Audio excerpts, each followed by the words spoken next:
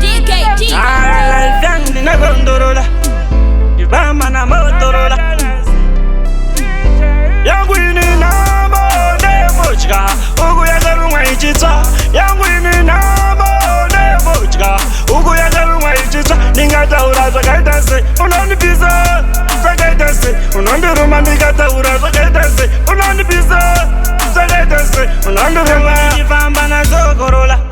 Ndichatenga kamotorola upenyu wangu ndinokondorola ivo vari pakuvongorora andipenda rasa chinangwa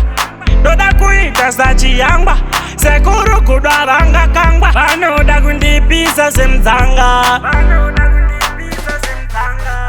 yangu ini nhamo ndemodya uku yakarumwa ichitsva yangu ini nhamo ndemodya uku yakarumwa ichitsva ndingataura zvakaita se unondipisa zvakaita se unondiruma ndikataura zvakaita se unondipisa zvakaita se unondiruma tese tiri uruva panyika pana pananogara tiri uruva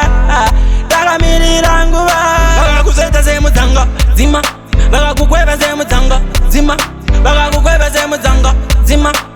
paunofika vachaona rima nekuti uri mundima yangu ini nhamo ndemodya uku yakarumwa ichitsva yangu ini nhamo ndemodya uku yakarumwa ichitsva ndingataura zvakaita se unondipisa zvakaita se unondiruma ndikataura zvakaita se unondipisa zvakaita se unondiruma ndifamba nazokorola ndichatenga kamotorola upenyu wangu ndinokondorola ivo vari pakuvongorora andipenda rasa chinangwa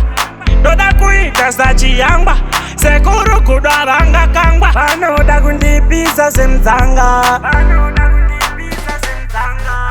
yangu ini nhamo ndemodya uku yakarumwa ichitsva yangu ini nhamo ndemodya uku yakarumwa ichitsva ndingataura zvakaita se unondipisa zvakaita se unondiruma ndikataura zvakaita se unondipisa zvakaita se unondiruma tese tiri uruva panyika pana pananogara tiri uruva takamirira nguva vakakuzoita semudzanga dzima